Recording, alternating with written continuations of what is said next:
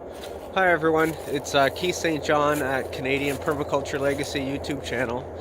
Um, I thought I kind of put the cart before the horse, and I haven't really made an introduction video on who I am, what my channel is, why you should even listen to me. There's a lot of people in this space trying to do channels, and what do I offer that other people don't? Well, for one thing, I'm a busy guy. I have 3 kids. They take a lot of my time. I'm a husband to a beautiful wife, and I have a full-time job. I have an hour commute to work every single day, and I have 12 to 20 hockeys every single week. Sometimes my wife and I have to figure out how on earth we're going to be in 3 places at once. So what I can offer in terms of content is I'm a guy just like you. I'm trying to figure out a way to do all this fun hobby gardening stuff. And for me, what I came to as a conclusion to that is I either do it on a very, very small scale by working in a system of constant inputs, or I start designing systems where if I set it up right, using science, using technology and engineering, which is my day job, if I set everything up right, then I just have to do the initial work, and then the labor force of nature will move in and do the rest of the work for me. So in the last 4 years, I've kind of gone on this life-changing journey where I went from thinking gardening was something that grandmas do to my own personal grandma passing away, and me planting a tomato plant in her honor.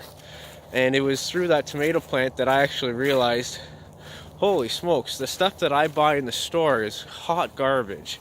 It tastes awful, it's hollow, shallow, has no nutrient in it, has no taste in it. It's picked before it's ripe. It ripens on the truck. The ripening process itself is nature putting nutrients into the fruit and into the food. And then it's also grown in nutrient depleted soils that we supplement NPK fertilizers and kind of bloat the food and make it look nice, but there's nothing in it anymore. So when I had that, first tomato, I thought, man, this is great. I'm going to kind of maybe get into this stuff. And I started researching what kind of chemicals do I need to spray on all my food in order to make everything grow, because, well, it wasn't really working out that great at the beginning. And I kind of came across this thing called permaculture. I first ran across it with Jeff Lawton's videos. I've run across it a lot on Edible Acres YouTube channel. You have to check that guy out if you haven't yet. And, what I found that they were doing that other people weren't doing is they were creating systems where they were looking at the forest. And the forest is nature's most regenerative, sustainable system on the planet. So much so that if humans were to disappear, most of the world would actually revert back into forests. And they take the lessons that we can learn from nature and all the symbiotic relationships that exist in a forest, and then try to duplicate those in the garden and grow food in sustainable systems. So 4 years worth of research into this stuff, binging it every day on the way to work on my drive, watching podcasts, pulling up research papers and looking at EDU websites, peer reviewing and critiquing everything I was reading, which from my work background is kind of bread and butter for me. I've learned a lot about this stuff, and I've trialed a lot of it. I've put it into work and systems, and I've watched the difference when you allow nature into your gardens and when you create ecosystems for plants to grow in. You focus on next year's soil and not this year's plants. The plants will come as a consequence of growing in a healthy ecosystem. You don't have to worry about them. They'll just come. If you build it, they'll come. And they'll come based on all the soil microbiology that's going to help it. Nature's been doing this a lot better than we have for billions of years now. We sometimes just get in the way. So I've kind of moved that way on my own land, and watching my YouTube channels, what you're gonna get is I'm gonna try to show you systems that I've done. I'm not just gonna show you the system, I'm gonna explain why it works, how it works. Try to teach science through gardening, and try to teach science through removing the human in the system, but setting the system up in a way that it's going to succeed long term. Like I said, I'm really busy and I don't have the time to create a garden and then micromanage it and create a system of inputs that are going to drain me financially.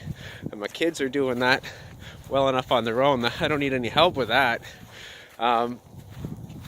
So it'll be a low financial input system, a low time input system, where the whole goal of it, again, is just to get nature to come in and get the millions and billions of soil microbiology, the macro life on top of the soil, the animals, get them in the system and get them to do all the work for you. Design smart earthwork systems where we slow, spread, and sink water. We stop soil and erosion runoff, nutrient leaving our soil.